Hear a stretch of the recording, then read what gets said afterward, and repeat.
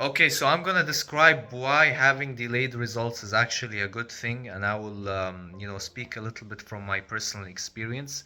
I started in the financial industry just over a year ago now, and I want to highlight the reason why having delayed results is actually an excellent thing that can happen to you, right? So as I was working on my personal brand, mainly on LinkedIn, right, and a little bit on Instagram. Now I'm focusing more on Instagram, but my focus last year was on LinkedIn, right? So as I was building my brand, doing the advertisements, getting the connections, automating AI and doing all of this sort of stuff.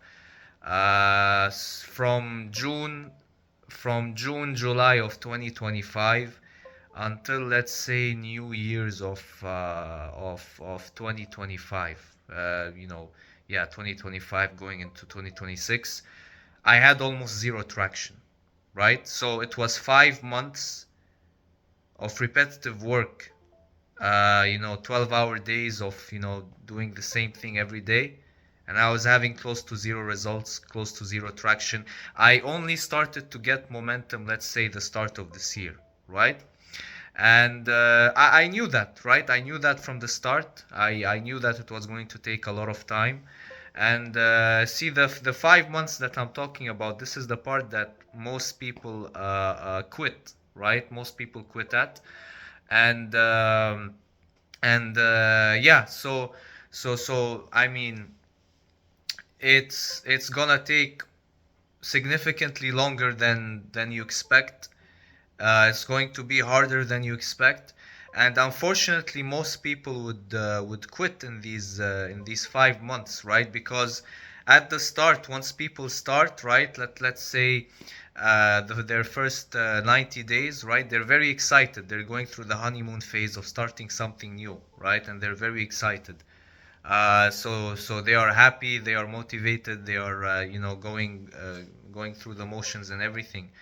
Then they hit through the actual, the real work, right? And the real, whatever they're doing, whether they are, more in the advertising or marketing or client acquisition or whatever, right? They're gonna start getting a lot of rejections, a lot of missed appointments, a lot of, maybe advertisements being taken down, all this sort of stuff, which lasts around, you know, between 3 to 4 months after the beginning phase of after the first 2 months of starting your momentum. You're gonna have almost around 4 to 5 months of stagnation, right? It's not stagnation. It looks like stagnation from the outside. But see, when you think about compound interest, right? When you think about the compounding effect, you start, you work, right? You put in work, there are no results. You put in more work, there are no results, right? You put in even more work, there is a tiny amount of results, right?